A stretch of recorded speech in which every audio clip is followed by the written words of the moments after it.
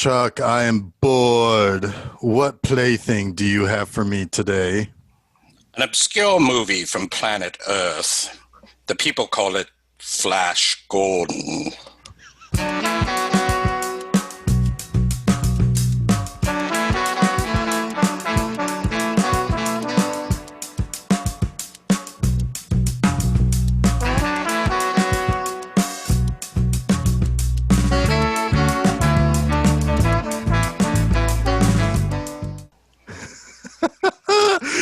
Welcome, everybody, to this new episode of Film Seizure. We're going to talk about Flash Gordon because it's turning 40, or it turned 40 just recently. I am Geoff Arbuckle. With me, as always, Charles Jason Moore. Oliver. I'm just going to step all over this episode. I'm leaving. Have fun, guys. RUNNOFT. Okay, so that was Jason Oliver. And then also Chuck Moore. Chuck, how's it going? Good. How are you? Oh, not too bad. Not too bad. We're covering one of my absolute favorite movies as a child. 1,000% would watch it every time it showed up on the television. Hell, I do that today. Yeah, I mean, I still do, but it checked all the boxes for, an 11-year-old, and it checks a lot of boxes for a 43-year-old. I think that's how old I am. Yeah, by the time this is released, you will be 45, actually. Sorry. Oh, God, I'm old. Yes, this movie is part of a triumvirate of movies that were on an awful lot on TV, and then a fourth movie that I really, really appreciated. And they all have kind of a through line that we'll be talking about, I'm sure, quite a bit in this episode. But yeah, this is something, I mean, damn, like I said, I had just watched this movie a year or less ago because it's on often on Comet. So, it's like if I'm coming across Comet and I see Flash Gordon's on, it's like, I'm going to hang out here for a bit. Yeah, because this is one of those movies where your favorite scene is always coming up. You know what I mean? Because you have or one that you will laugh at, one or the other. Yeah. I mean, I watched this movie yesterday. I'm like, oh, this is my favorite scene. Oh, this is my favorite scene. Oh, this is my favorite scene. But yeah, it's a lot of fun. Jason, how'd you enjoy it? So I'm going to be the guy who, of course, he is, did not grow up with this movie. I didn't. I don't know why. It just wasn't on in my house. I never really caught it. I think I probably caught it on TV in bits and pieces, but it never drew me in. I think I'm pretty sure my watch for this episode was the first time I'd ever seen it from beginning to end. So I'm kind of coming at it from a different perspective, I guess, because I don't have any nostalgia at all for it. So for those of you who did grow up with this movie and you wonder, how does this play for someone who's never seen it as a 40-year-old or whatever, I can be that perspective. I often wonder that about Star Wars, right? How would somebody who's never seen Star Wars as a middle-aged person take to Star Wars, right? Mm-hmm. I think this movie kind of is another sort of bellwether in that regard. So I will say that I enjoyed it. I'm never going to have the enthusiasm that you guys have for it, but I did enjoy it. There are elements of it that I really, really like. So there you go. That's my intro. Here you go. So I'll fill in some. I'll do some fills here and there throughout the episode with things that I really liked and criticisms. But that's the perspective that I'm coming from for our listeners. Nice. So I mean, I guess we can just kind of talk. There's really not much to this plot, right? Like, there's Ming the Merciless, who's played by Max von Sydow, who is messing with Earth. He's messing with Earth. He's causing earthquakes, which that was one of my very first notes. I love that the panel says earthquake, despite just learning the place is called Earth. I love that sort of stuff. Yeah, they knew that. Yeah, it's like, well, I mean, unless they just call dirt Earth like we do, and they like, ugh, look at this little dirt ball. Yeah, it's just earthy. Well, but this is a cool open for the movie. Is like they're going through Ming's power, which is through a ring, and he's able to affect a whole damn planet. Mm-hmm. By I think he's using his ring to augment something, like he's shooting through some kind of machine. I don't know. Yeah, whatever it is pushing the moon into the Earth. Yep. That is something that is true about this movie's plot that is never really said. It's what's going on. So right. And it's a cool credit scene. Like, just it brings you into the movie. It gives you all the setup you need. There's an evil being in space that doesn't really care that Earth is Earth. He just wants to fuck with it. Yeah, and he says even later why he messes. They find planets that have intelligent species on it, and they see their response. If they just think that what's going on are natural disasters, he leaves it alone. If he discovers that one of them, or that anybody realizes it's an attack from an alien civilization, he destroys it. He's a bad dude. Ming the Merciless is indeed merciless. Whoa, so that's what his name means? Yeah, I know, right? I know. Go ahead, so by that plot point, which I guess I kind of missed, Dr. Zarkov is actually the secondary proponent, but the secondary influence in the eventual Earth's demise. He asks him, he flat out asks him, it's like, so you're saying it's my fault that Earth is being destroyed? And Klyda says yes. Yeah. So yeah, it's all Zarkov's fault because he's just too damn smart for our planet to live. So anyway, so Ming lives in a kingdom called Mongo, and I find it kind of interesting because, like, originally, Flash Gordon dates back to like 1934 or so. He's one of the very first kind of what we would consider a superhero, without being called a superhero. He predates Superman, Batman, all those guys. I believe in the original comic strips, Mongo was a planet with these various continents and land masses that the other peoples lived on. In this, it's a little bit more galactic in the sense that it's, hey, look over there. There's some chunks in the sky. That is the kingdom of such and such place. And it's like, yeah, but those are just rocks in the sky. I don't know how that's a planet. Yeah, how do you call that a planet? Yeah, exactly.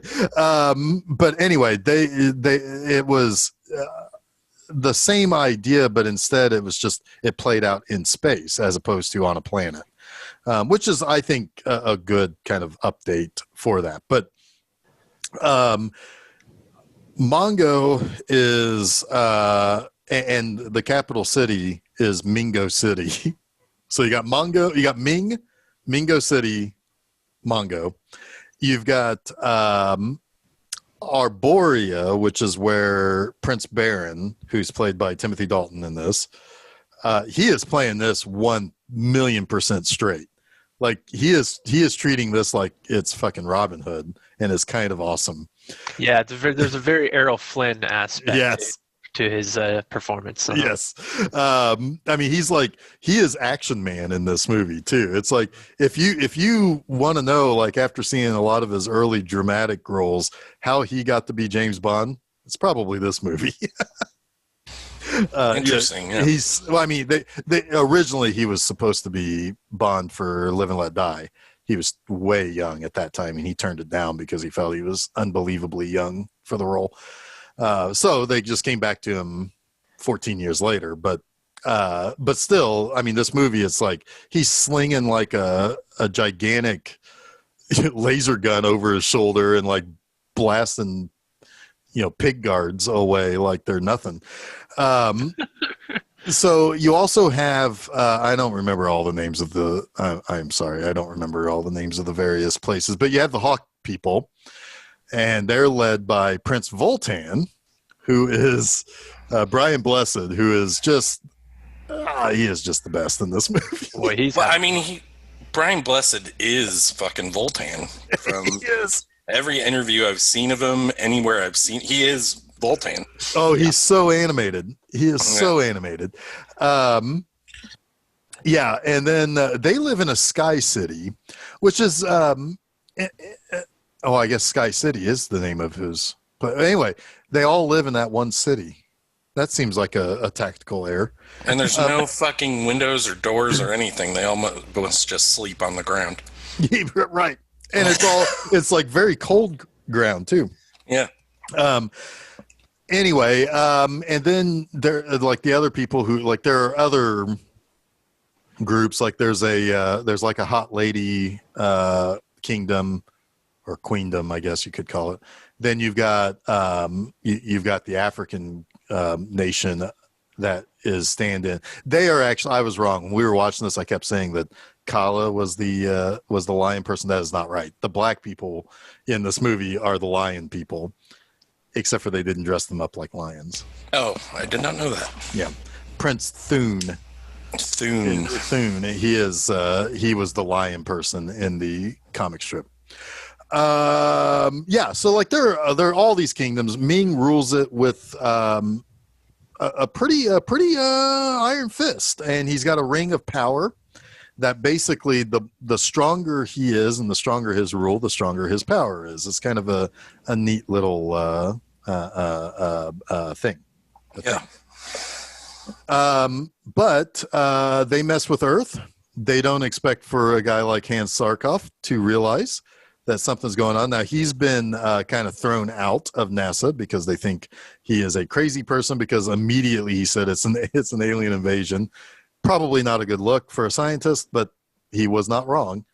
And he was originally going to go up with his with Munson. Munson? Yeah, William Hootkins. He was going to go up with Munson, which they built a rocket. Did Munson not realize it was going to be used? I don't know. Maybe he didn't think that he was going to be expected to go in it. Maybe, I don't know, but it's a big veiny dick rocket. Yeah. I love it when Zarkov says, haven't you any spirit at all? And Munson's just like, no. No, I don't. I don't have any spirit. I'd rather die down here than up there. Exactly. And he does die down there because he gets accidentally murdered by Flash Gordon. Yes. Flash Gordon is meanwhile on a plane with reporter Dale Arden. Or no, not a reporter. What is she? She's a round-faced lady, as Dino De Laurentiis calls right. She travel agent. She's a travel agent in this. So Dale Arden, who's played by Melody Anderson, who I had a massive crush on in the 80s. How couldn't you? Yeah, between this and Firestarter, are you kidding me? Yeah. Oh, Or not yeah. Firestarter, Firewalker. Firewalker, yeah. Firewalker, yeah. So anyway, they and then of course Sam J. Jones is Flash Gordon, but they're on this plane, and the pilots get something. Ming pulls him out through the windshields. Yeah, Like takes his hands and he goes, ha ha, take that, joink. bitches. Because his face just appears in the clouds. Yep. Yeah, the pilots are like, what the fuck is that? Yeah. Yeah. And he's like, "Brr," and he grabs him. And then so Flash has to land the plane, which he has not learned to do yet in his flying classes. That's very important, by the way, because there's twice he has, twice he has to fly something and not really land it. Right. Just like he did his acting role. Ooh. I don't mean that. I love Sam Jones in this movie, to be perfectly honest, but it's not his voice. Right. Yeah, it's crazy. I didn't know that until I watched. I had no idea. They're not wild. Yep. Yeah, I had no idea that they redubbed him. Anyway, so which makes me think, did they dub did everybody have to do, like, did they have to loop themselves? It sounds like it. Probably. Yeah. I mean, Some of the scenes, at least, because because Clytus, I think his actor had said, which you guys watched, Life After Flash, Life After Flash, yeah. that he had to learn how to throw his voice kind of yes. through the mask. So Right. I don't know if they ended up going in after or not, but Yeah, I don't know. But so anyway, so they It also could have been a problem with the Sam Jones thing. He didn't come back to finish the movie because they probably had other scenes to shoot, and there was probably just general dialogue that he had to re-record, right? It's very common that you have to ADR is put done audio all the fills time. in there, or certain things just didn't come through right. You have to re-record it and loop it, and it was probably became an issue of inconsistency. Yeah, probably. So they're like, well, if he's not coming back, then we have to get someone to totally overdub his role completely so that it all matches. Yeah, maybe. Yeah. Yeah, and so they happened to crash land into Zarkov's lab, and they ask for a payphone because that's the first thing I think of when I crash my plane into things. It's like, oh shit, I better call somebody. I better call somebody and let them know there's a magic being in the sky. Yeah, exactly. Who's snatching up pilots and shit.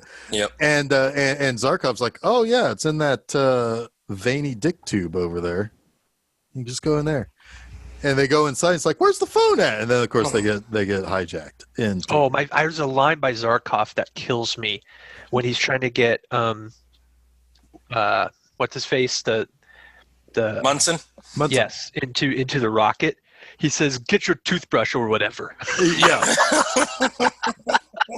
That cracks me up. Yeah. He's got him at gunpoint. Get your toothbrush or whatever. Yeah. I also find it odd. What exactly was Zarkov's end game? He said, I'm going to face them down and take on our attackers. They're way over there across the galaxy. What do you think they're going to do? I mean, like, Zarkov's a little crazy. He's a little crazy.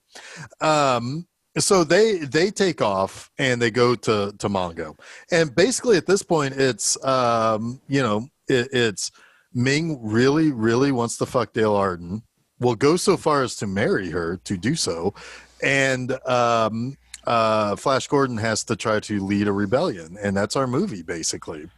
It's very it's very adventure driven. It's and I also do like that the movie, it's almost 2 hours long, but each 15-minute piece is like a serial, right? Like they're every 10 or 15 minutes or 20 minutes or so, there's a cliffhanger. Yeah, mini cliffhanger. Yep. Yeah, and I like that because Flash Gordon became an incredibly popular character because of his serials. And without Flash Gordon, you don't have any Star Wars. That's for sure. I always liked Captain Crunch better. That was a better cereal. But You out. But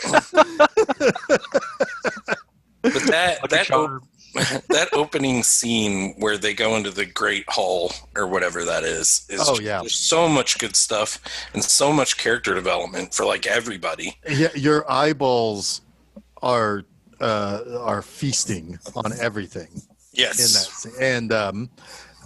And it's all of the different peoples of Mongo, and you learn that that the Hawk people and the Arborians don't like each other.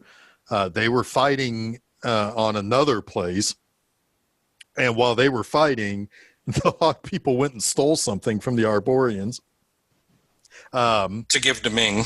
To give to Ming as an offering. Women do not wear much clothing on this planet at all. And thank whatever god there is in the Flash Gordon universe for that. Actually, they did say who the god was in this, and I can't remember what he said, but Ming said it. I don't remember. It was probably something like real obvious, like thank Nefarion or something. Right. So since you brought it up, I think it's interesting to talk about a little bit further the Star Wars Flash Gordon relationship, right? Yeah, Flash Gordon ends up a little bit in a feedback loop here. Well, yeah. Well, first of all, George Lucas obviously made Star Wars because he didn't get to make Flash Gordon. Right. He wanted to make Flash Gordon. Yep. Dino De Laurentiis, in his infinite fuck-ups, did not give George Lucas the opportunity to make Flash Gordon, even though George Lucas approached him with his interest. And if you read, if anybody out there ever gets their hands on like the original Star Wars script, or they Dark Horse even made a comic of the original Star Wars script, it is really, really dense, but it's very Flash Gordon in the way that they look, in the way that they act, in the way that people are related to one another. Yeah.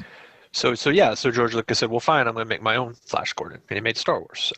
Absolutely, totally a pseudo sort of ripoff of Flash Gordon, which then you can, say Flash Gordon is kind of a ripoff of John Carter and the Princess of Mars. Yes.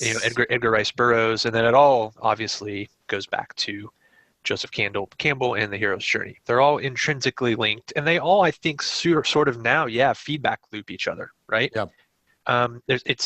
They're all very much their own thing, but they're all very much the same. Jason, what did we say about John Carter? What do we always say? It was the best Star Wars movie since probably Jedi or Empire Strikes Back. Right. Yeah. Yep. And and this is a movie that it's kind of funny because you can see commonalities in how movies are made during this time frame.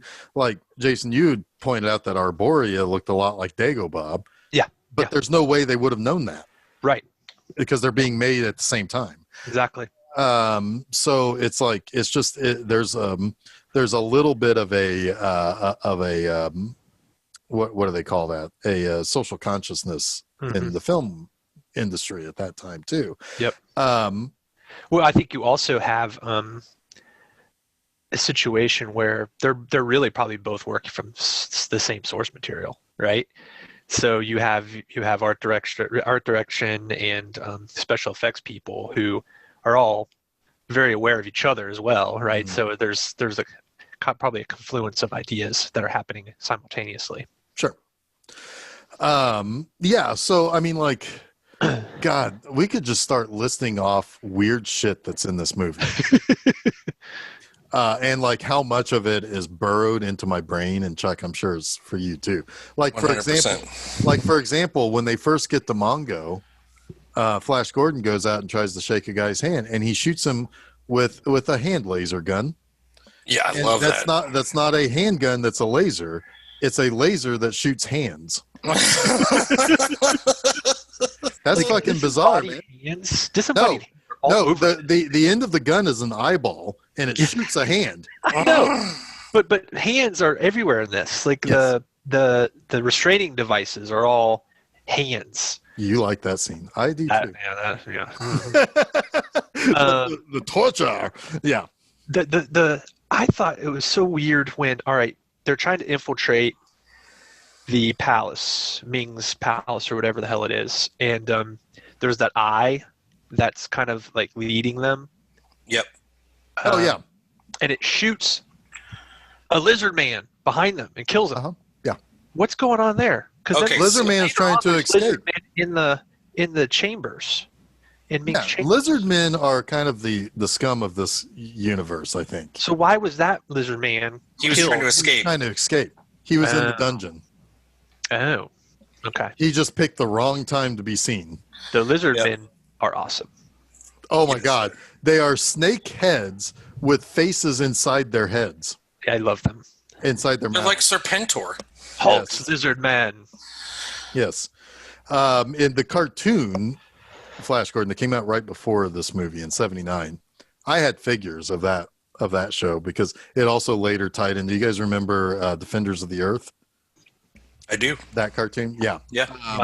That was all the really old school, like pulpy action heroes.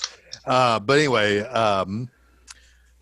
the lizard people were real lizard people. And in fact, when I was trying to find a funny picture to make my profile picture for a little while of a lizard person, I kept running into a lot of pictures from the cartoon of a lizard lady like lounging on her bed, probably trying to put like the moves on Flash Gordon or something. And I'm like, that's not exactly what I'm going for here, guys. Lizard lady, huh? I want one of the goofy looking ones from the movie, not sexy lizard lady. That might send the wrong message. Anyway, but yeah, that is bizarre. The lizard people who have snake mouths for a head with a face inside the mouth. That's good. I also like how Zarkov. You mentioned what's Zarkov's plan, right? Well, he's a smart guy, and he immediately comes up with a plan. He's like, well, what we have here is a I can never say that word. Totalitarian. Totalitarian. A dictator. Yes. Thank you, Porky Pig. Christ almighty. Melanchika. Pretty we darn have sad. a dictator, and we have all of his competing factions that are under his thumb. What we need to do is start a revolt. Simple as that. Right. Yep. Yeah, we got to start a revolt. And hey, if I get caught with this gun, I'm just going to say, hey, they are not part of it. It's just one person for millions. Right. It's like, yeah. I like how they're discussing this plan right in front of a robot that can understand them. Right. It's like, oh, thanks for telling me about the gun. Now it's gone. Yeah. Does he vaporize the gun? Is that what vaporizes the gun through the pocket without hurting the pocket? That's how. That's how good they are. Yeah. By the way, let's talk about. Well, they have access to hot hail, so I mean that is true. Hot hail was one of the weapons that, but it was just hot pieces of moon. It wasn't really hot hail. It was. I mean, if it was hot hail, it would just be steam. So yeah, it had to be. I'm going to get you with steam. You really you miss out on the opportunity to say, I think of you in high esteem. I was trying to get one there, Geoff. Yeah. So Topol plays Hans Zarkov, and he looks like he always has fun doing everything he ever does in life. Like, have you ever seen him not be just a fun act, like just having fun with a role?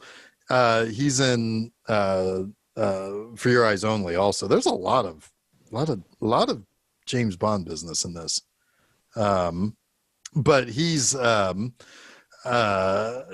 he looks like he's having a lot of fun, but what's funny is that they asked him when the last time he saw the movie, and I think he saw it on the premiere, and it's like, I don't need to see it again. No. But yeah, I mean, if Brian Blessed and Zarkov were going out for beers during the filming of this, I want to be there. Yeah. If Sam Jones is going out for a beer, I don't. I do not.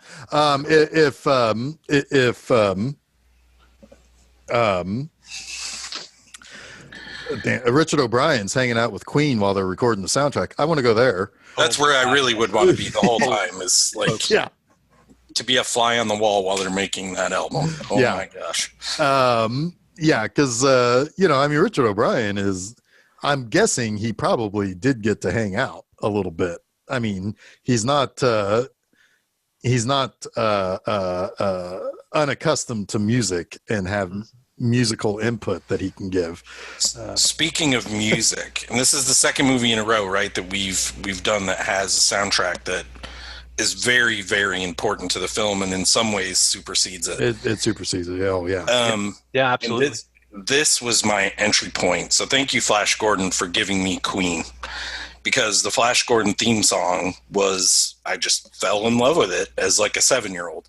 Yeah. You know, and then I found my parents' greatest hits record, which I still own, I think.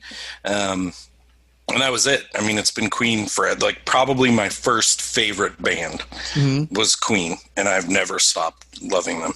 That's funny. That's my first favorite band was probably the Monkees, but they were quickly eclipsed by Queen. And my entry point to Queen is weird. It's fucking Iron Eagle. Oh God, what did they have in Iron Eagle? I don't Right. remember. One Vision. That was Oh, yeah. okay. that's a good tune. Yeah. That was my entryway to Queen, and then it was further cemented by Bohemian Rhapsody in Wayne's World, of course. Yeah. Like a whole generation of people discovered Queen from Wayne's World, and around that same time they re-released the two albums that, or not re-released, but they did the two compilations, the Queen Classic and Queen and Queen's the Classic Queen. Yeah. The blue and the pink albums, or fuchsia albums, and I bought those on cassette, and it was over from there. Yeah. I remember getting those on CD when I was working at Venture, I think, or maybe it was right before I started working at Venture. For me, there were two tapes that my mom had in her car that I always wanted to listen to when we were driving around, and that was Queen's Greatest Hits and Billy Joel's Glass Houses. Yeah. So and I heard a lot of that when I was a kid. And Billy Joel was my other favorite in the 80s, for sure. Yeah. Oh, yeah. He was always on in my house. Yep. But Queen, I think, and this last thing I guess I'll say about them, are the most universal band ever. Mm-hmm. Like, who doesn't like Queen or put them in high esteem? I don't know anyone. If they don't, I don't want to know them. I know one person. And you both know him, and I won't say his name. I won't. Thank you. But we do know someone, and it's stupid. Do they not like the Beastie Boys either? Is it the same? Yep, same person. Well, I was going to bring up that person earlier. Mine's with Mrs. Butterworth. Yeah, they've been a host on this show. Yeah, they have. They don't like The Princess Bride, and they don't like Goonies because they didn't see them as children. Yeah. And that I can forgive that a little bit more because I'm not in love with The Princess Bride. I mean, it was a movie I saw at some point. It was a movie I saw at one point, but it's like, I'll watch Empire Strikes Back again, or I'll watch, Flash Gordon. Princess Bride. For me, if it's on, I'm watching it. The Princess Bride for me is one of those films that I would say if you don't like it, you're a moron. So whatever. Well, I mean, it's not that I don't like it. It's just I'm that joking. I'm not, it's kind of like, there's a lot of movies where people are like, I love this movie. So it's like, it's all right. It's all right. I was going to mention earlier when I was talking about perspective of seeing Flash for the first time as a middle-aged man. Title of your sex tape. Yes. Except that was Flash Gordon. Oh, Flash Gordon. Oh, God. I'm curious, Chuck. Did you show this to Braden when he was like a little boy? 5 or 6? No, and now I feel really, really terrible about that, but I still have time. I was going to say, if you didn't, that's kind of a fail. Sorry. Yeah.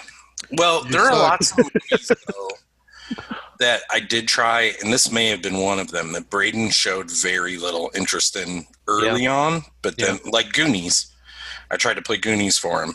Yeah. Pee-wee's Big Adventure, like all those nostalgia films, and eventually I was just like, I gave up. Yeah. Maybe this stuff doesn't hold. Did he watch? How old was he when he first saw Star Wars? 8, 9, 10. Do you like it? Yes, but it was also one of those things where he's like, I don't care to see the sequels. I'd rather see the prequels, actually, is what he's always told me, and we've just never watched them because I hate them. But I need to rectify that at some point. Well, he's old enough now. You can just let him discover those. I wonder if at this point he would like Flash Gordon or not. He'd probably think it's kind of goofy. Yeah, I'll play. Well, it depends. It comes down to also understanding that it's goofy, right? Appreciating it. So, right. Let's get into a little bit of my where I'm sure it goes for both Chuck and myself as far as us growing up with this movie. And Chuck, you can step in wherever on this, but. There were 3 movies that were constantly on TV or constantly in the zeitgeist when we were growing up that kind of features a very similar tone, and a 4th movie that was part of my life just as much as the other 3, but the other 3 were more popular. You had Star Wars, Superman, and Flash Gordon. Would you agree with that, Chuck, that those are, I mean, very accessible to us when we were little? Yes. Yeah. Yes. I would agree with 2 out of 3 of those, obviously, but right. For whatever reason, Flash Gordon just was not in my rotation. It wasn't in my. What's funny is I can even, like, one of my earliest memories was probably around the time that it premiered on cable. I don't remember if it was HBO or Cinemax, but they used to have a promo for Flash Gordon. That was when the Hawk people were attacking that ship, and they were like trying to take over the ship. Yep. And I mean, that's burned into my memory. Yeah. Seeing that like on a Saturday night or something. And I don't know if it was advertising the movie or just advertising upcoming movies or just advertising the channel or what. But it's there, you know, and I'm sure it got captured on a VHS tape somewhere that got played a lot too. Right. But anyways, but those 3 movies were always around for me. The 4th movie that I watched a lot was The Black Hole. Mm-hmm. But all 4 of those movies feature what I always call the sunshine hero, right? Like the hero that is, you don't question them. They win. They're, you know, and they do everything at a very high heroic level, right? Like all of the consequences are on, you know, one main character or whatever. And they defeat the impossible, right?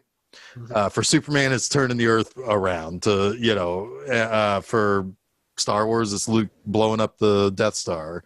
And for this, of course, is, you know, Flash saving his Earth. You know, King of the impossible. What's interesting about that, though, and why maybe I think Flash Gordon isn't as compelling as those other films. Well, Black Hole. Let's put the Black Hole out of it, but we have Star Wars, Superman, Flash Gordon. Is both Superman and Luke Skywalker really do have a character journey, right? Sure. They are one thing that becomes the hero. You know, they're, you know, obviously Clark Kent is he's born with powers, but he has to kind of understand his place. He's misplaced. Yeah. Right.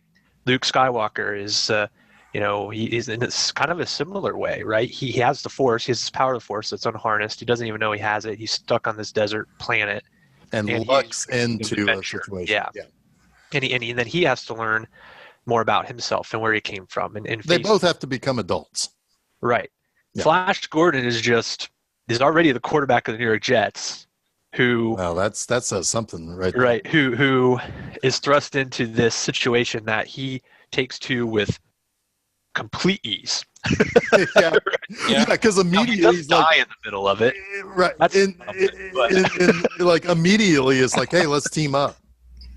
Why not, guys? Why not team up? So I think that maybe that is part of the flaw of this movie, right? Is there isn't really any character development. There's no arc in our hero. I mean, no, the arc is in the Baron. Yeah, the arc is, the Baron is the new king of Mongo is the arc, and to a certain extent, Voltan, to put aside his pride to ultimately. But neither of them are the name of the movie. No, I agree. I know what you're saying. I'm just saying where the arc was. Sure. Right, and I mean, and Flash Gordon, I think, is kind of more of the this, I might be stretching it here a little bit, but the idea of these different peoples working together to overcome a great threat is America coming together to overcome the Great Depression. Well, all right. But there has to be reasons for this movie not registering with the general public, like those other 2 movies did. Well, right? it is the camp factor. Yeah. Star Wars and Superman are played very straight. I'd argue that the first Star Wars is fairly campy. It is. It has it for sure. I mean, a little bit, but not as campy as Phantom Menace. Right. Or even, Revenge or Return of the Jedi. Empire is very straight, non-camp. Right.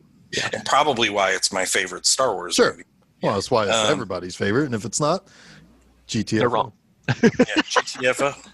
But can we talk about that first scene, the first major scene where all of the races or people are represented?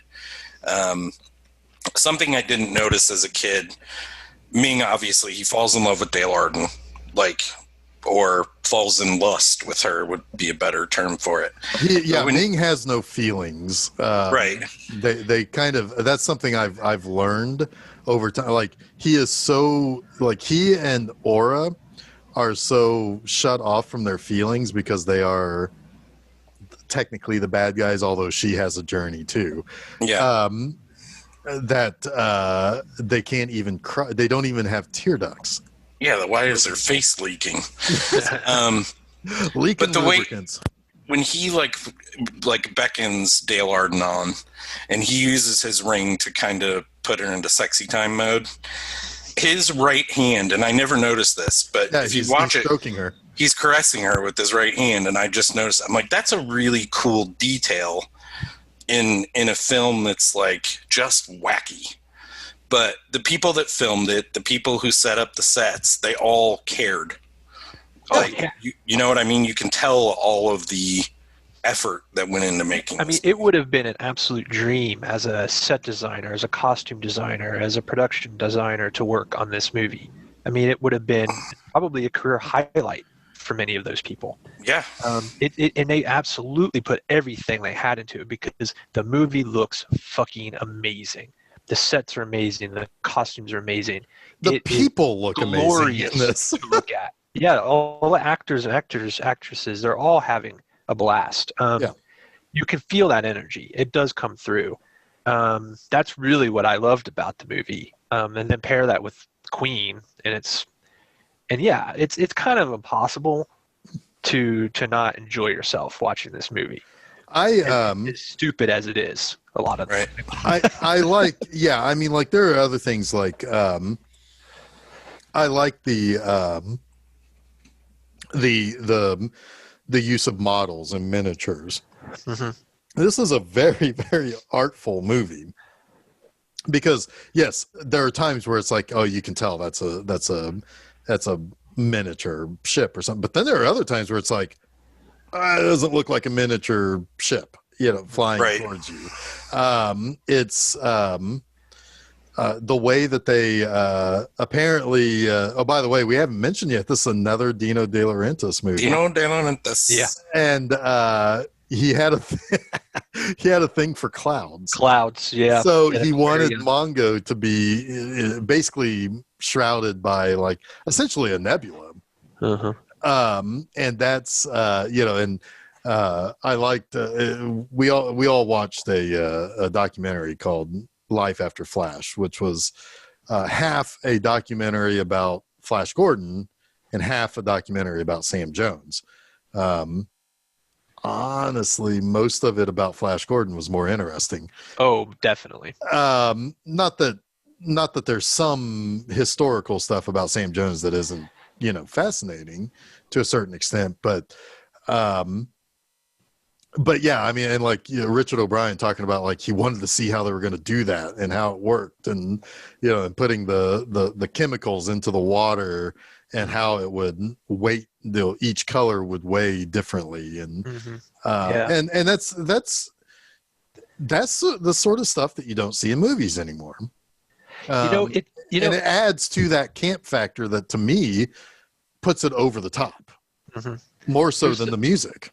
There's something interesting to me. While I was watching Flash Gordon, much to Jeff's chagrin, I kept drawing comparisons to the production of Dino De Laurentiis' Dune, right?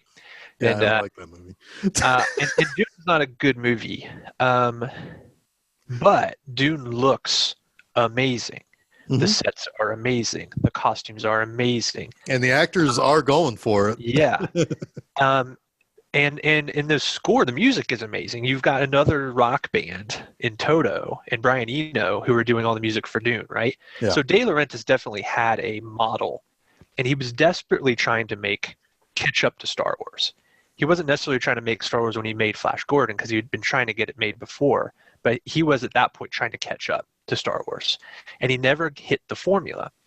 So with Flash Gordon, he went, full on camp, and space adventure, and then with Dune, he took a lot of that out and went very dense and serious, because he thought that was what the element that was missing from Flash Gordon was. What he did was he overcorrected in what he wanted.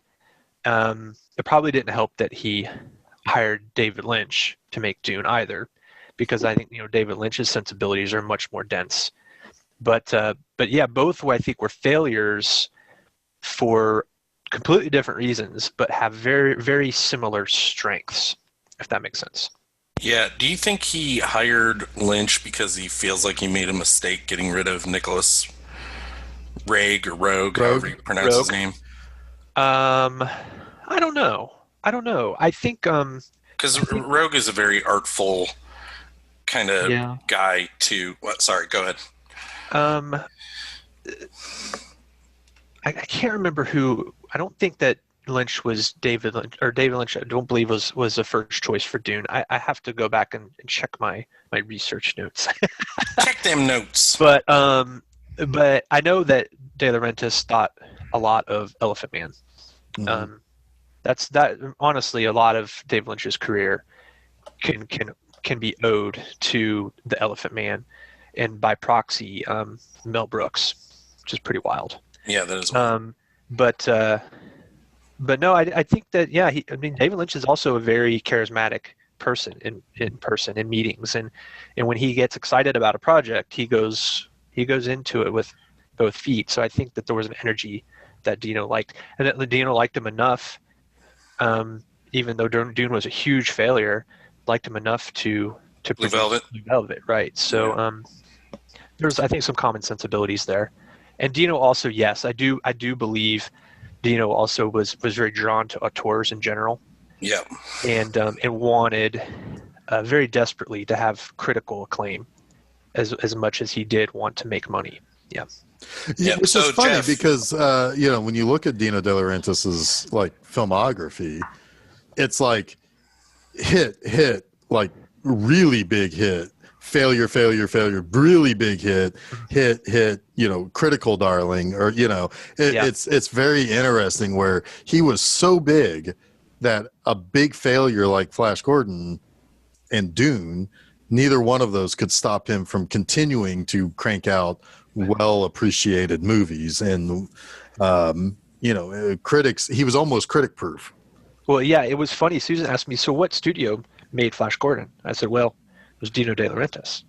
She said, so she was like, she was not as familiar with that name, but I had to explain, he was a studio in and of himself. He was that big. He only needed distribution.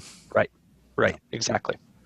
Yeah, because he 100% made this movie, and this was distributed by Universal, and he made King Kong, but gave distribution to Paramount.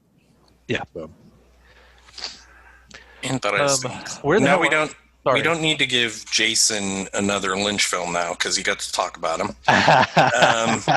Well, I was going to say I would like to do Elephant Man at some point. Yeah, I should be getting the Criterion collection of that soon, so I would like to do that as well. I got it over here. But we were at that first scene where Ming had outlined Dale's body, and then of course what happens after that is what, as a child, made me love this film. The football scene. The football scene, man, it is so fucking ridiculous. Well, and awesome. The fact that Clytus even knows what the defense should look like. Yes, it's so great. He's like, do this. But basically, Flash becomes the football superstar he is from Earth, and he beats up all the idiot, whatever soldiers they're called. Ming even makes the comment, "Are they taking the right pills?" But he's taking these metal balls and running through them, throwing. They look them like watermelons. Yes, they do look like watermelons. Yeah. And then you have the Dale Arden, like, she becomes a cheerleader, which is so football too. She's like, "Go Flash, go Flash, go!"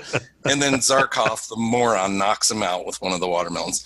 But you had the first inkling of Volton, wanting to overthrow the government because he's knocking out the Yeah, he's just having fun with it, man. Yeah. He knocks out one of the goons, and he's just like, whoa, Have a blessed day. Speaking of, also in this scene, this is where we have Deep Roy, who's the dwarf. He plays Aura's pet, to which he said, like, oh, if there's anybody to be a pet to, it'd be Ornelli Moody, and yes, that is true. And named Fellini. Fellini, right? Yeah, because originally David just wanted Fellini to direct this movie. Yeah. Yes, because he got most of his production crew to make the movie. He just didn't have Federico Fellini. Yeah, which there you go again. Because most of the production crew did Armacord. Mm-hmm. And if I'm gonna do it, I'm gonna do it. Armacord is one of David Lynch's favorite films. So.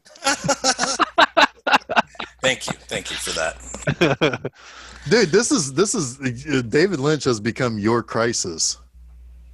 True. I can't shut up about him. Sorry, Chuck. You need to come up with a thing now too. Sorry, if I study one thing during this pandemic, it's been David Lynch. Like, Fair enough. I've read a stupid amount about David Lynch in the last 9 months.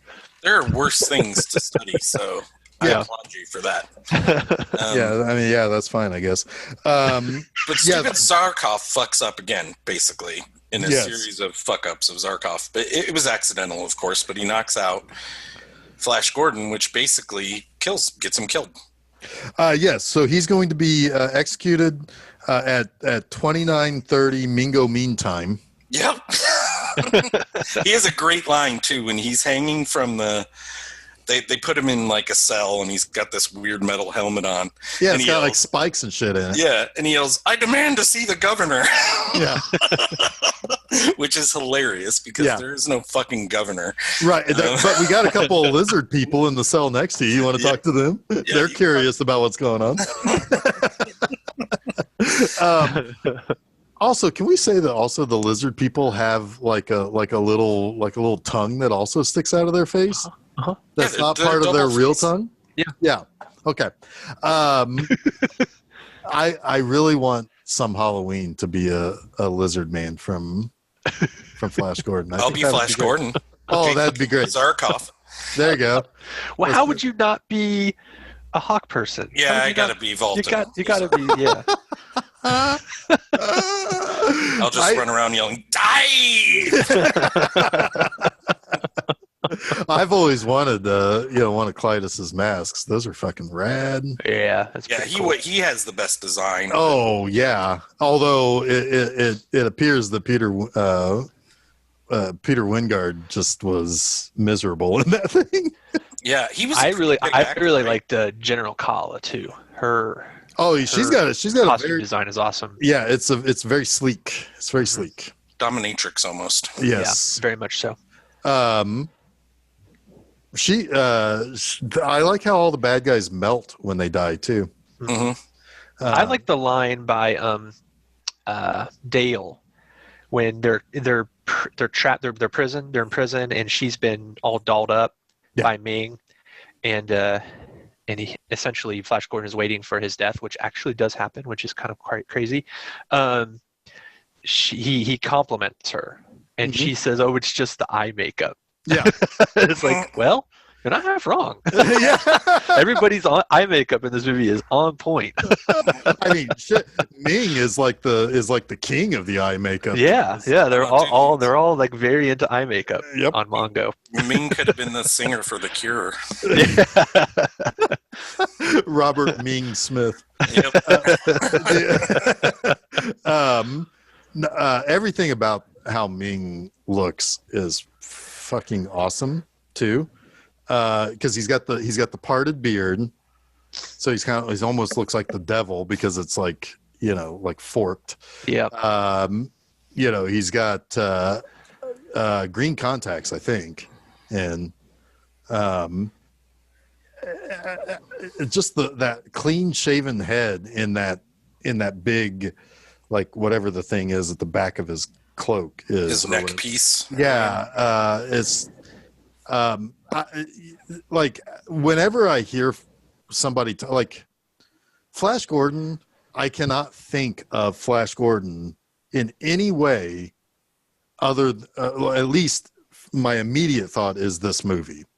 Like when what 10 or 15 years ago they did a series on the Sci-Fi Channel, and like I saw one episode, I'm like, no sir, this is not for me. This is not my Flash Gordon. Right? I will also say that while I didn't have the recognition or the nostalgia for this movie, or even really the I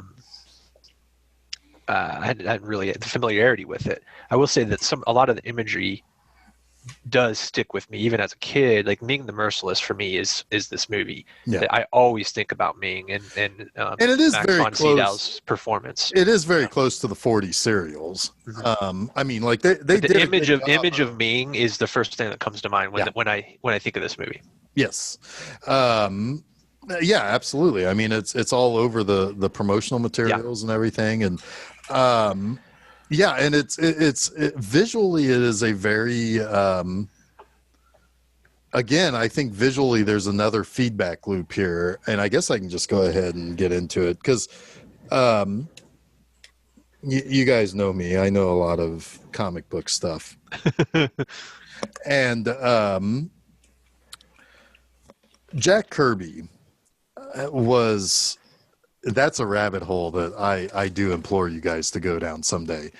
When Jack Kirby's ability to create things, particularly space stuff, is unparalleled. Maybe the second best person would be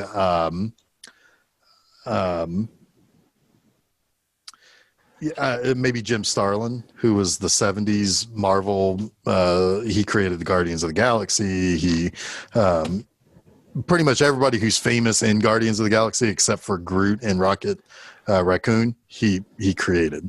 So like, but on the other side of it, when Jack Kirby went to DC Comics, he created a thing that was called the Fourth World. And the Fourth World was a brand new expansion to the galactic characters in DC Comics. And it was Darkseid, the New Gods, all of the various characters. Like all of Darkseid's characters are far more famous than the good guys from New Genesis.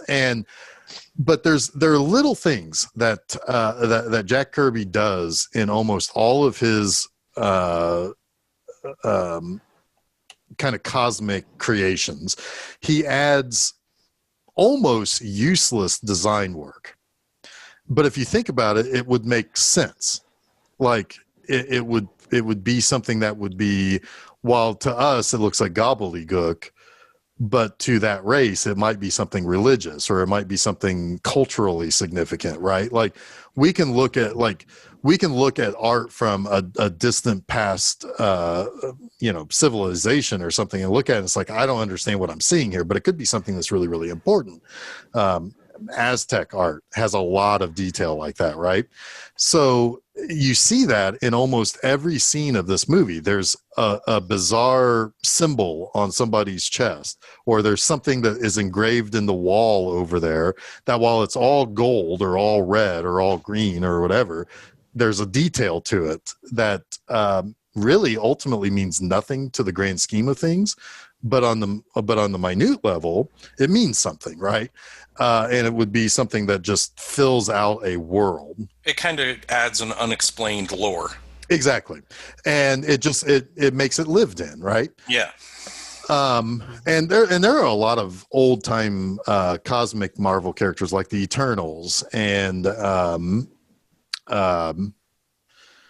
the other side of that. But anyway, they're the Elementals. Those were Jack Kirby things too that had bizarre design work to them. The fact that like all of Mungo is like shrouded in that cloud would be something like when Jack Kirby's drawing something in space, there's like clouds and shit. Why is there clouds in space? It wouldn't make any sense. Because Dino De Laurentiis likes them. Right. But it's a design work to show that something is different and not right. and works by different rules and things like that. Like the idea, like, so again, it's another feedback loop where there is, I'm sure Jack Kirby was influenced by some of the, the space operatic feel of Flash Gordon, but also there is the understanding of design and understanding of how cultures design things that is also at play from people who would have no idea what it is that Jack Kirby's doing throughout the 70s, creating a look for a 1980 film. And it's just, it's really interesting because, like, I can look at that and say, how did these people not know who Jack Kirby is? But at the same time, they wouldn't have. They very likely wouldn't have. Right. Not in his cosmic era. And it's very weird because, to my knowledge, Jack Kirby did not take drugs, but I don't know how he came up with some of the weirdness that he did. While we're talking about Jack Kirby, I just want to say thank you, Jack Kirby, for co-creating the X-Men. All right, go ahead. They don't have the same significance to what you're talking about, but right. I mean, at least in my mind, but sure. Yeah. But yeah, so I mean, like, he you see that here, like, even like the thing that Flash Gordon's wearing at the end, where he finds a shirt to change into, and it's just got a symbol on it. That symbol means nothing, but it means something also, right? Like, to our eyes, it's like, oh, it's just a space shirt. But there's lore there that's uncovered. And by the way, I don't want a fucking movie that uncovers what that lore is. Right. It's just a cool detail. It's a detail, right? It's a cultural detail. And while Jack Kirby and Flash Gordon do not have any connection to one another, there are plenty of times where you have to imagine that Jack Kirby was influenced by something that would have been contemporary with Flash Gordon. Fair. And therefore, the people making this movie are not going to be influenced by a guy who makes funny books, because at the time that they were making this movie, it's not like adults or any. I mean, maybe that kid who died by sticking his hand in that tree stump maybe read a comic book at some point, but he's not going to. I mean, that tree stump terrifies me. Yeah, we'll talk about that next. But yeah, so it's another one of those feedback loops where, what's right there at the center of it all. Well, it's Flash Gordon. It's the common denominator to all of these things, and maybe is one of, like, the most quintessential American folklore. Right. I can see that. Yeah. So anyway, how's that? How's about that? I like that. Let's talk about that tree stump in Arborea. Well, before we get there, I do want to mention that Ming decides to erase Zarkov's memory. And if we aren't sure that they're evil, which we know, they show Hitler there for some reason. Yeah. Just so Clytus can say, now he showed promise. Right. Which is interesting because there was about 5 or 6 years ago, there was Dynamite had released a Flash Gordon comic.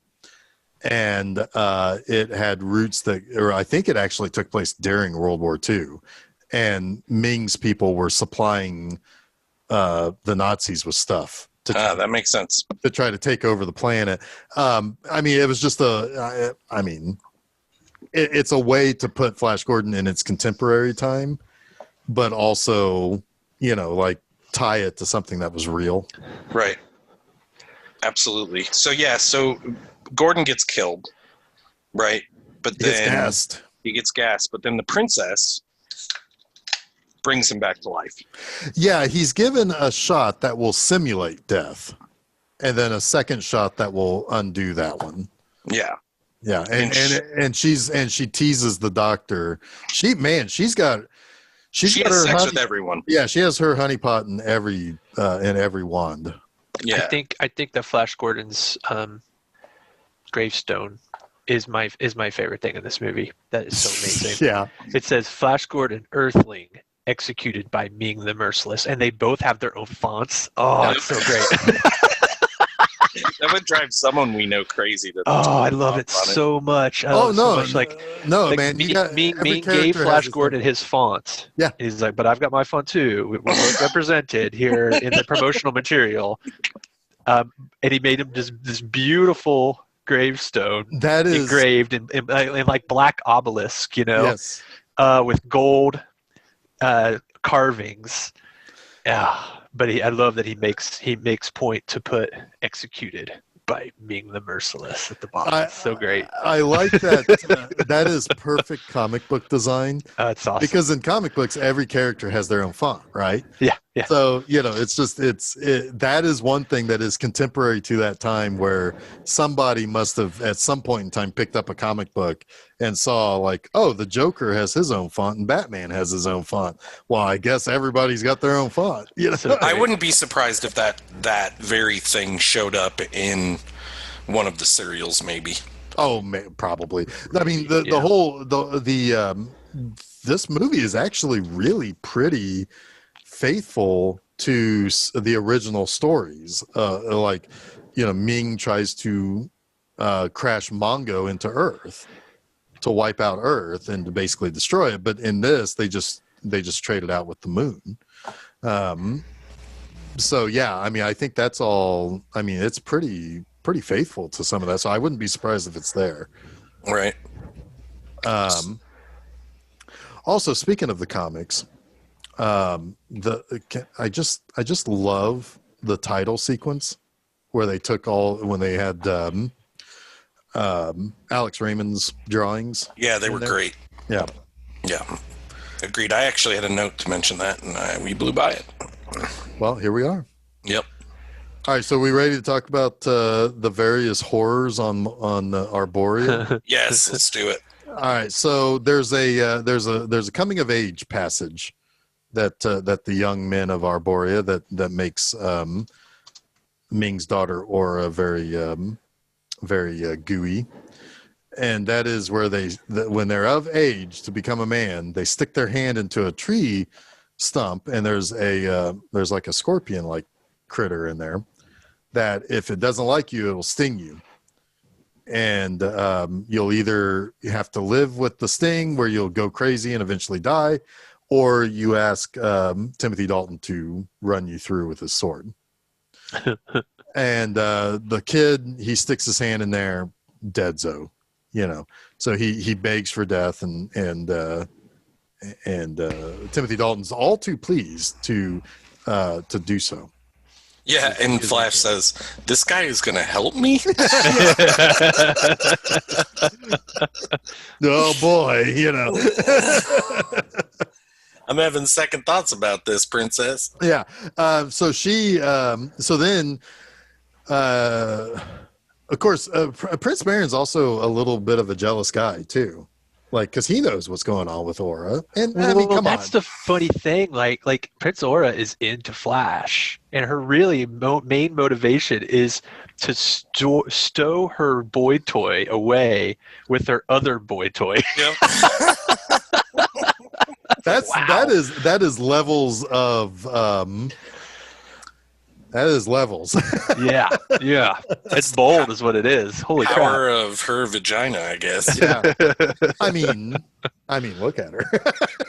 She's pretty hot. Mm-hmm. But then, so Prince Baron's like, fuck this guy. Throw him in the dungeon with the rest of the hanging meat. He says, and they throw him in there, and they're gonna slowly drown Flash Gordon, a Hawkman, and another lizard person. There's lizard people all over the place. Lizard people are everywhere. They are the scum of this. And they're universe. always dying. Yeah, they are cannon fodder in this universe. So he's gonna get dunked in there, but then like Baron's like, nah, let's not do that. Let's let him out and let's put him to the test. And we're gonna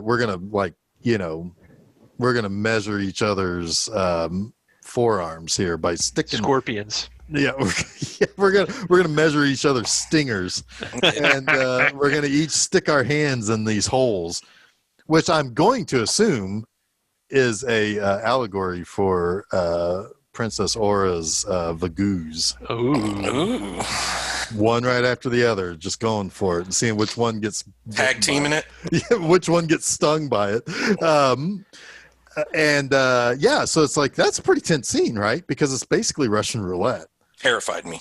Yeah. Terrified me as a kid. Plus, I don't like the idea of sticking my hand into a tree stump in real life, because who fucking knows what's living in there? There's a wood monster in there. Ever since I've seen this movie, I won't stick my hand in.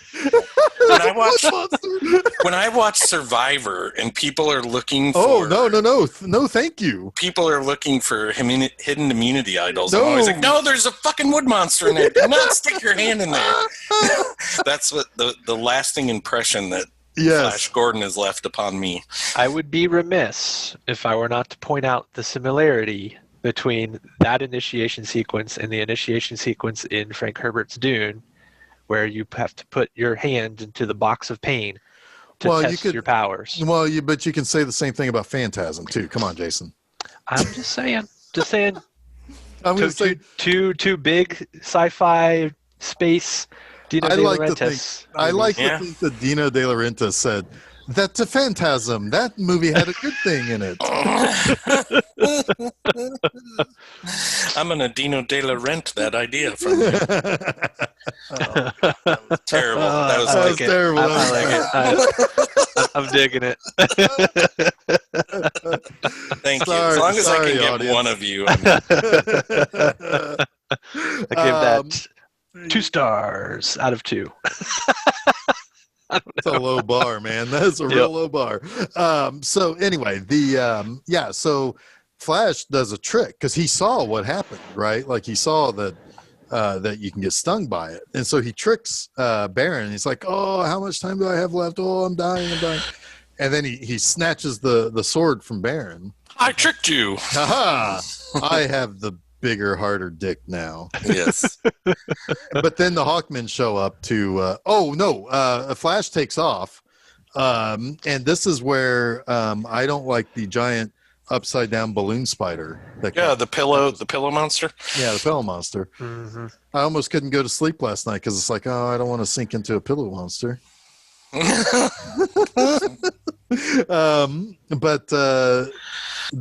that thing gets deflated because Baron shoots it, and then the Hawk people come, and it's like, Voltan will have words with you, sir.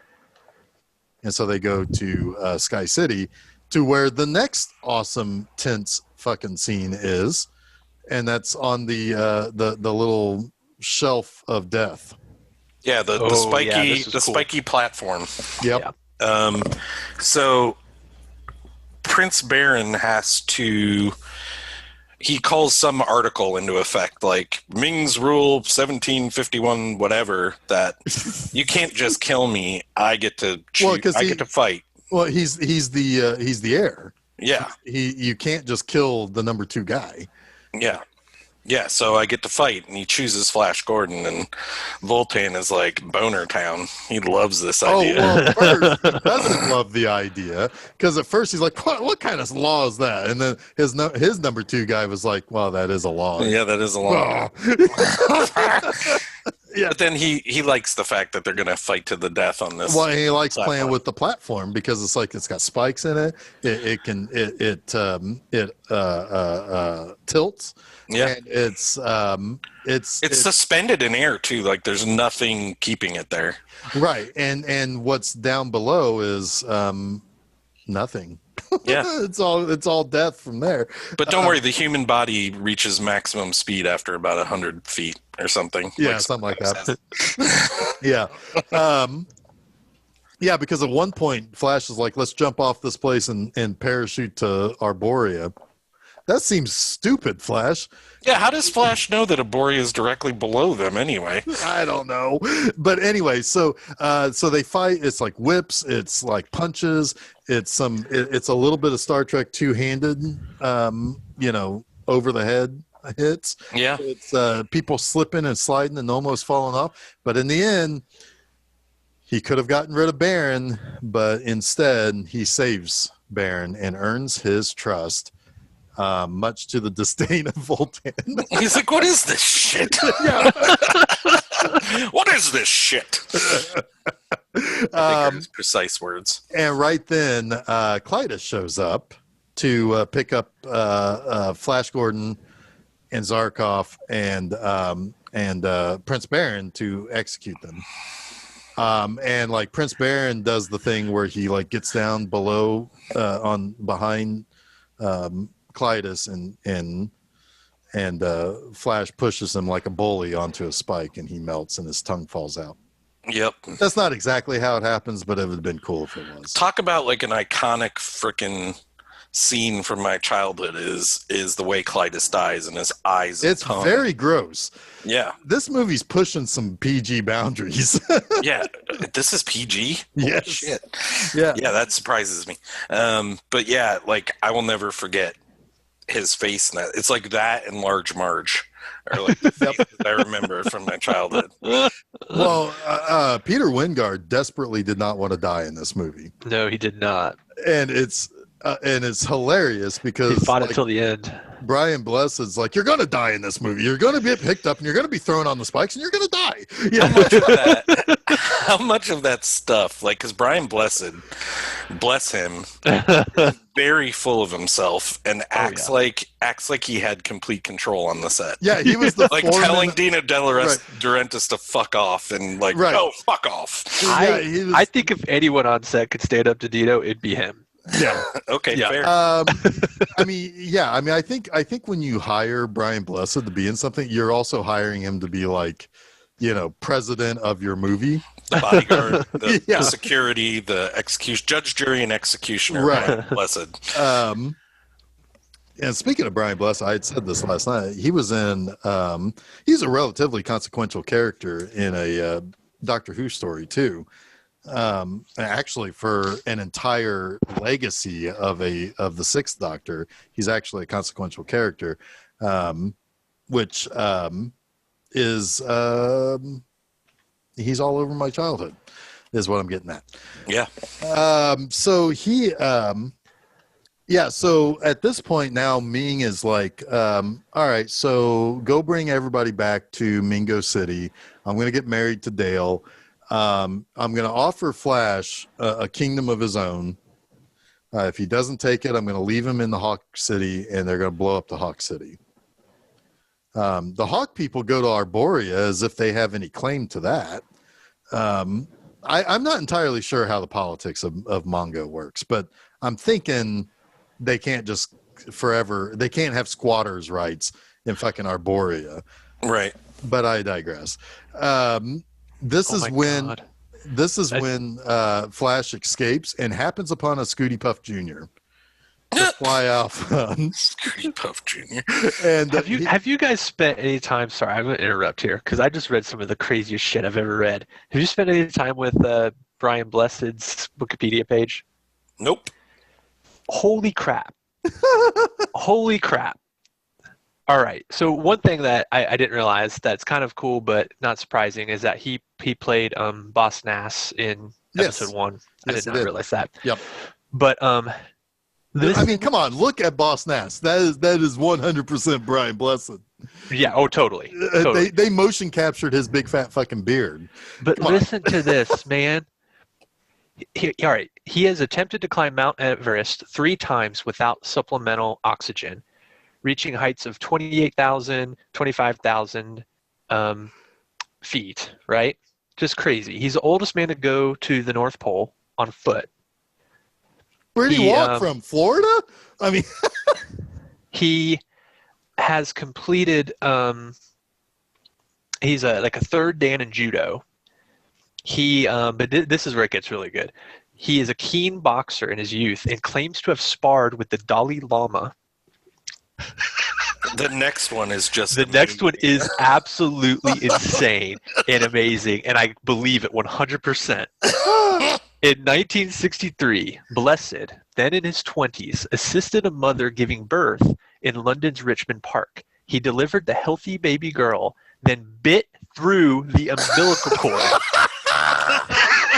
He later recounted, "I was covered in blood.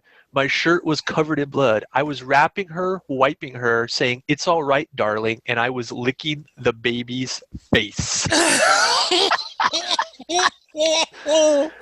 Holy now I know crap. why, now I know why he's my favorite person ever. Yeah, he is now my favorite person ever. I love it. I love it. Oh my God! Forget the movie. Let's just talk about Brian Blessed. So I felt like that was interruption worthy. Continue. No, that's good. That's good. Yeah, so Flash gets on this little Scooty Puff Jr., which he knows how to fly, and he knows how to contact Voltan with what cracked Jason up, which was the little wired walkie-talkie. Yeah, it's got like it's got one of those telephone cords, that extend so you can walk all around the house with it before they had cordless phones. He's got it wrapped around his body, talking to his girlfriend, Voltan. Yeah, twirling his hair. Yeah. And Voltan's like, "Oh, thanks for giving a dumb old bird a second chance." I think I could do a better Voltan impression than I have, but whatever. So finally they've decided, all right, we got to team up. Meanwhile, Dale is we didn't talk about her shooting up the place earlier when she escaped. Oh, that part is awesome when she kills all the Imperial guards from the Emperor's chambers in Star Wars. And she does that little flip at one point, which was unnecessary, but it looked cool. This whole movie is unnecessary, Jeff. But it looks cool. Yep. At one point, she decides, I've got a gun, and I got to go get my shoes. I guess I'm going to say fuck off to this gun and take my shoes.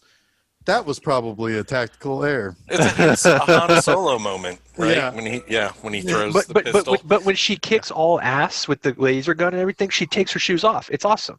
Well, yeah, because she's walking around and she's gonna give herself away if she's clip clapping around. Not only that, but it's just not very practical. Yeah, exactly. In that situation, right? I mean, which I appreciated. Quentin Tarantino probably loves that scene. Nothing in this movie is practical, Jason. But that part is she's like, I can't kick ass in these heels. I got to take them off. Right. Yeah. But anyway,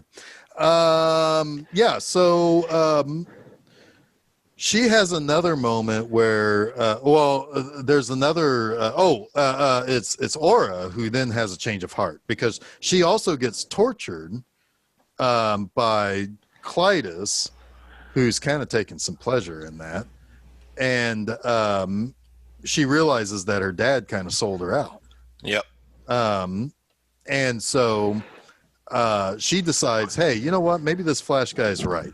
Maybe I've learned a thing or two, and maybe I grew some tear ducts. Yep. And I can cry now. But before that, she has a sexy pillow fight with Dale. Yes, she does. That's a sexy cat fight was one of my notes.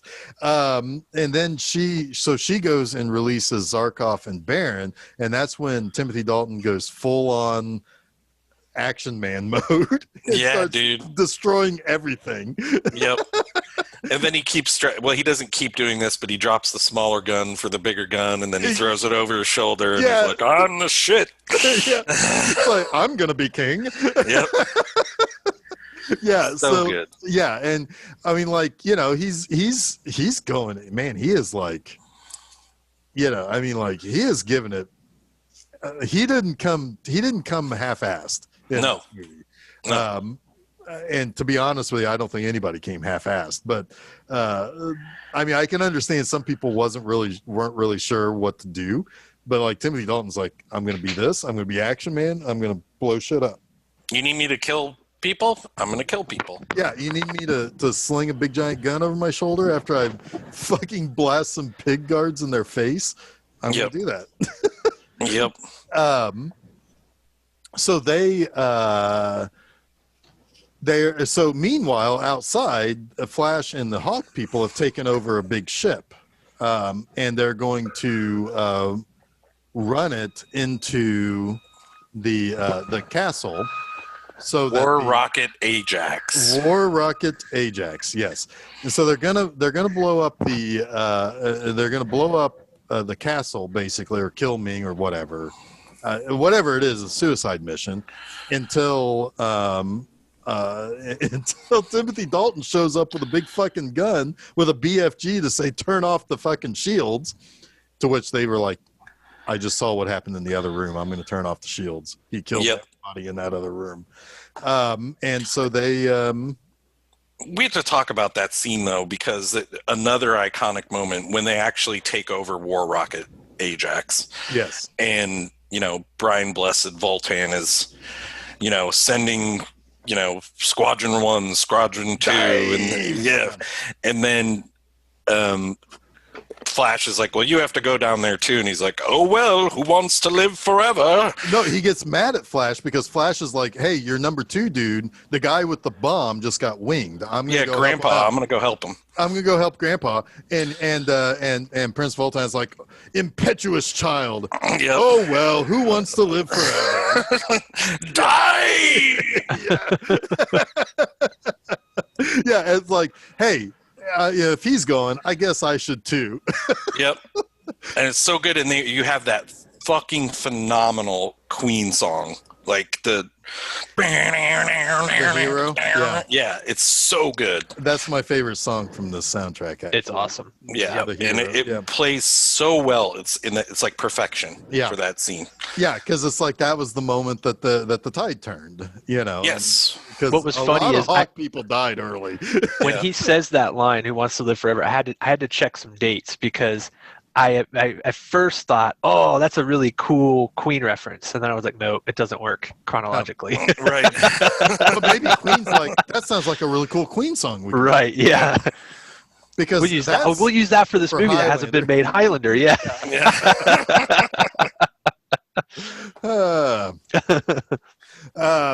So that's a good scene. Then of course, Flash is like, well, I've got to pilot this in there, and I do like when Voltan finally decides, I got to bail out, and he's going to do his thing, and he's like, oh, that Earth must be a wonderful place or whatever, and he's like, yeah, not too bad. Yeah. Well, I mean, that's the funny part of this movie is that Flash Gordon brings humanity to space, basically. Right. No, there was no humanity. Everyone was out for themselves, and Flash Gordon's like, no, I'm going to save Prince Baron, and that changes the course of fucking history. Right. Just him saving one dude. Yep. And but then he pilots the War Rocket right into Ming. Right into Ming. Right into him. He fucking impales Ming. Yeah, if Ming was wearing a bullseye on his back and belly, he nailed it. Did he have green blood? He had green blood. He had green blood. He had green blood. The tiger people had blue blood, or the lion people or whatever had blue blood. What's funny is 2 movies in a row, because we Arborians had bright green blood. Yes. Yeah. We watched Oh Brother last week, right? Mm-hmm.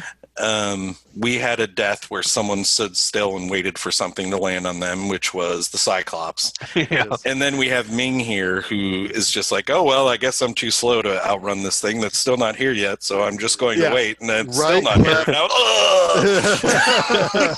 yeah, and you go right, left, or down. Yep. And he did none. Nope.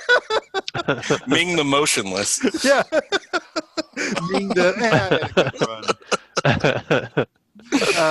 so that's when there was also a nice little ticking clock moment in the movie too, in the big battle at the end. Yeah, he sets Flash, I love you, but we only have 13 hours to save the Earth. But then he sets the 3-minute timer. Yeah, because it took some time to go get all the Hawkmen. Yeah, like 12 hours. Yeah. So he's got to go get all the Hawkmen, and then they have to plan their attack, and then they have to lure War Rocket Ajax. Dispatch War Rocket Ajax to bring back his body. Yes. And it's like, why did you give so many consonants, or so many consonants? I don't understand. Why did you give so many syllables to the woman with the very heavy accent? Yeah. Yeah. Yeah. That wasn't lost on me. Holy crap. But she looked great. I mean, yeah. I will take personal responsibility. Anyway, everybody looks fucking cool in this movie. Anyway, So then they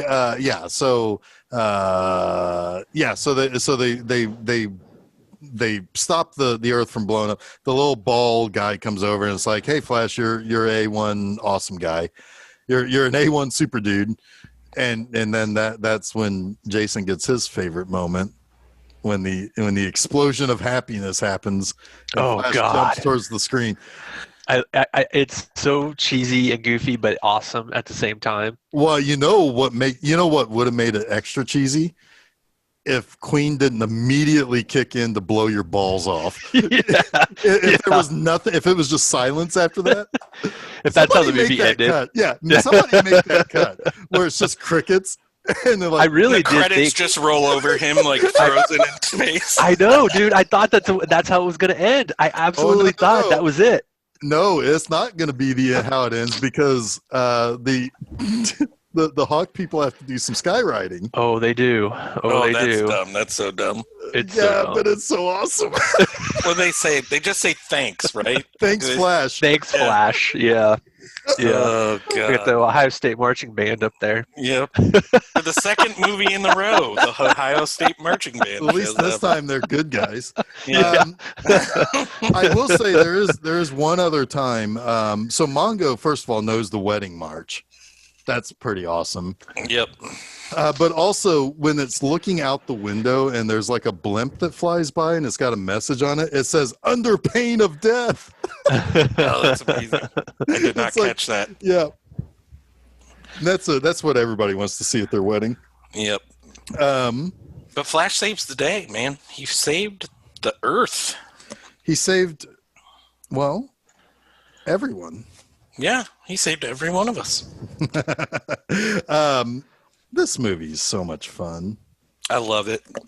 It's love it. so fun. Like, there's so much we could still talk about. Like, Oh my God, I can't wait to watch this.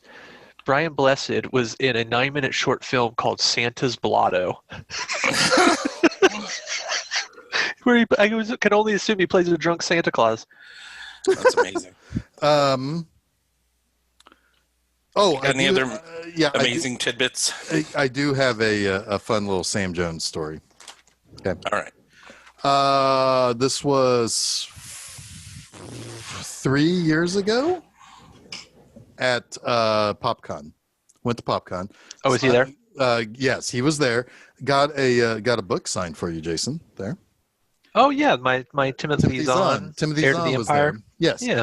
That was where I met like the cinema snob the first time. I got somebody else's. Oh, there were a couple of like old timey comic book writers there, and I got some stuff signed. But anyway, so a friend of ours was there with me, Kelsey. She doesn't know anything about Flash Gordon. Fuck, kidding me? She wouldn't fucking look at that movie at all.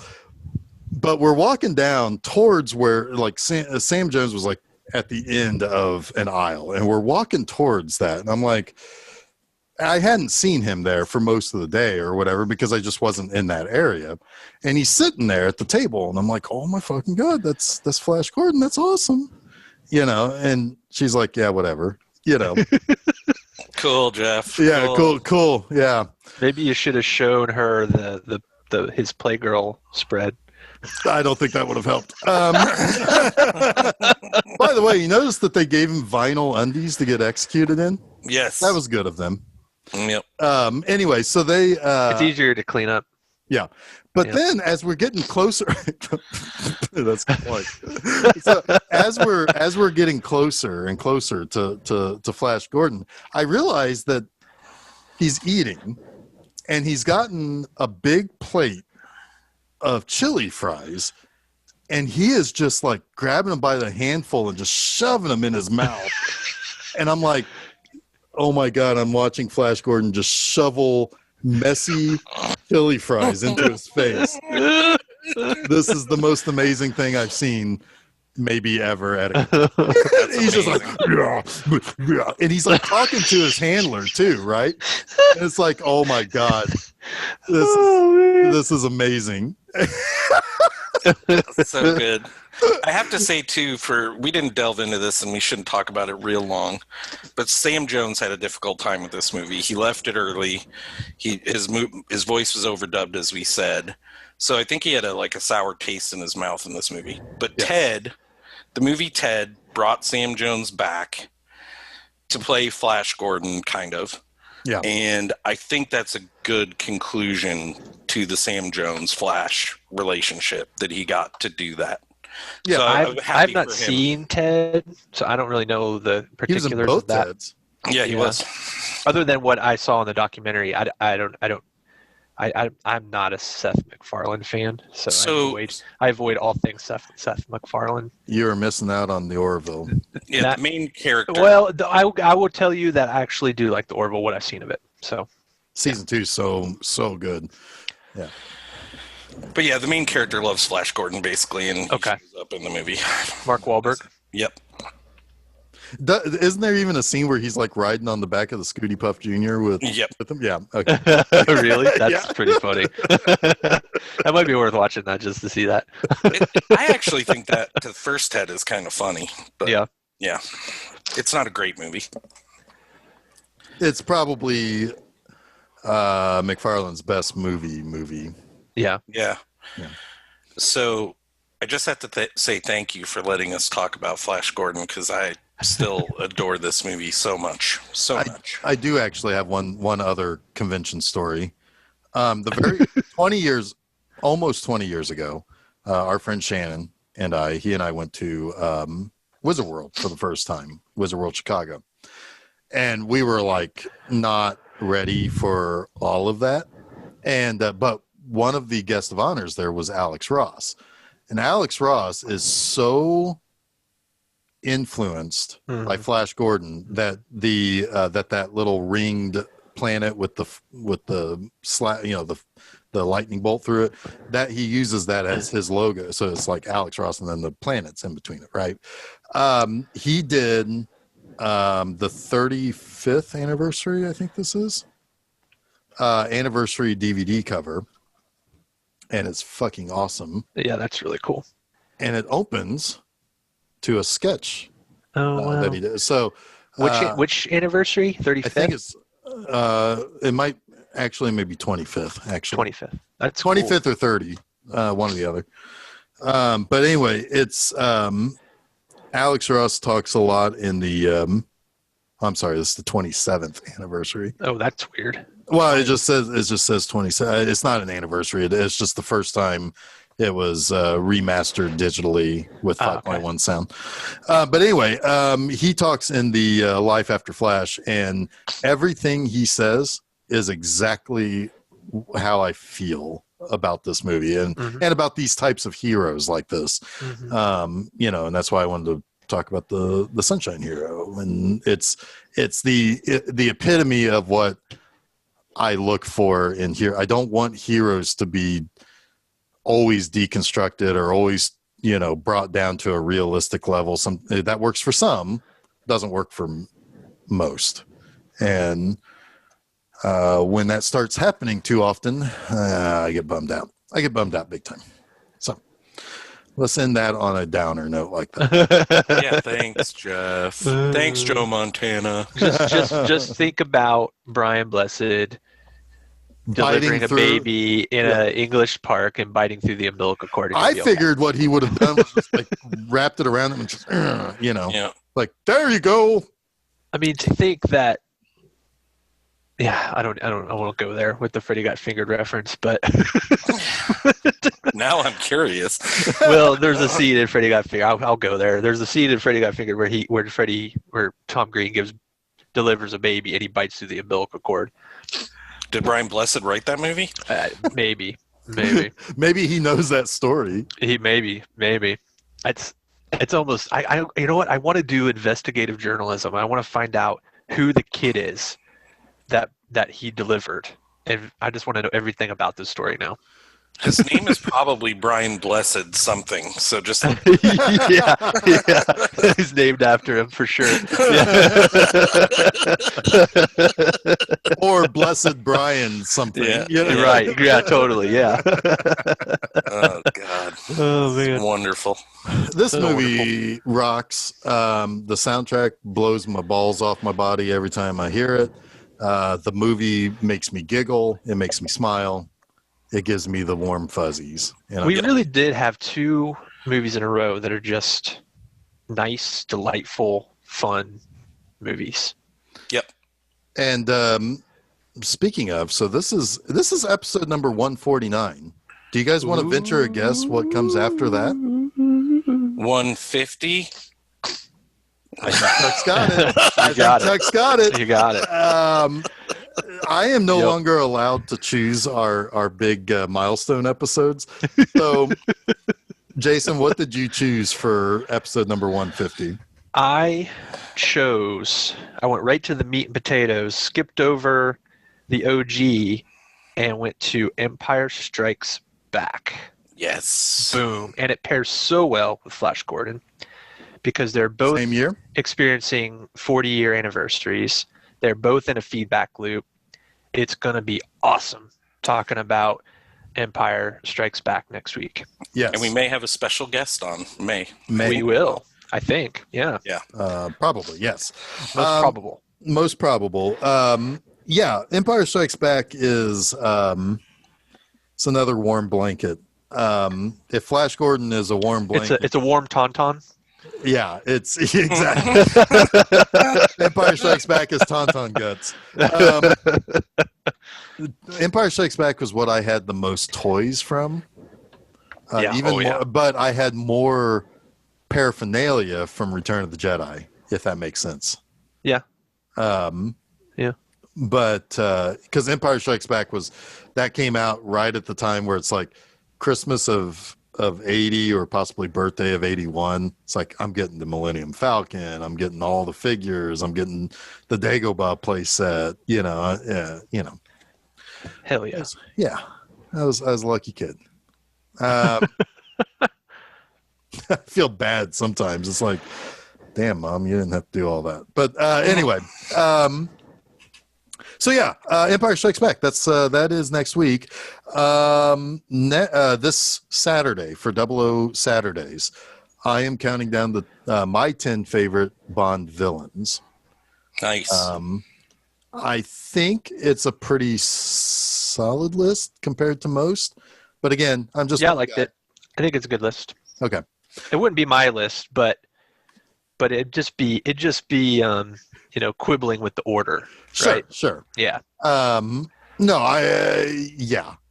I mean, people who know me really, really well already know who my number one is. Yeah. Because I think that person actually exists in real life. Anyway, so that's happening on Saturday.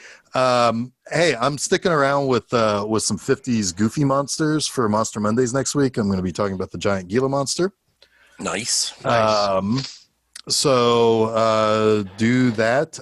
And I've got a real classic for B-Movie Enema on this Friday, and that is Deadly Prey. Oh, very cool. Yeah, that's a fun one. That is a fun little Rambo ripoff. And then on January 2nd, I've been shamelessly self-promoting this. B-Movie Enema, the series premieres. The first movie on the YouTubes is Eyes Behind the Stars, a little Hell shitty yeah. Italian movie. You guys watched that episode. We did. That movie Yeah. sucks. Yeah. That's a bad movie, but you're entertaining. I'm all right. I do all right. I'm about as all right as Flash thinks Earth is. So That reminds me, we have early access to your season. I need to start working through that. yeah, that would be appreciated. Yeah. I don't know. So Jason, where's the good stuff found? Filmseizure.com. Go there. Everything is there. It's awesome. Read it. Listen to it. Have fun. Comment. Email us at filmseizure@gmail.com. Also, Check us out on the socials. Yes. Go to the social medias, Facebook, Twitter, Instagram. We're there. Find us, Film Seizure. Yep. And you can find B-Movie Enema at bmovieenema.com. Hey, if you happen to go over to YouTube, you can follow me there as well for B-Movie Enema. That's where you're going to see the show, at least most of the episodes. Couple of them, depending on where you are, you're going to have to go to the website to see. Stupid international laws. Come to the website anyway. We want them on the website. Yeah, That's go to the where, website. where we want you. Yeah, and I do a lot.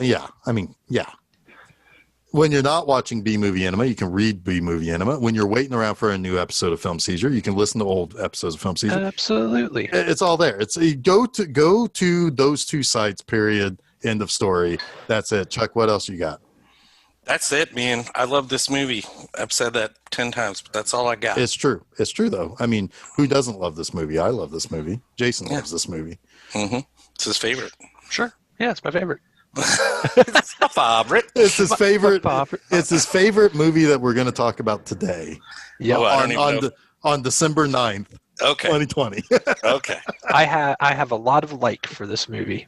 Good. It's fair. I mean, it's a fun movie to watch at the very least.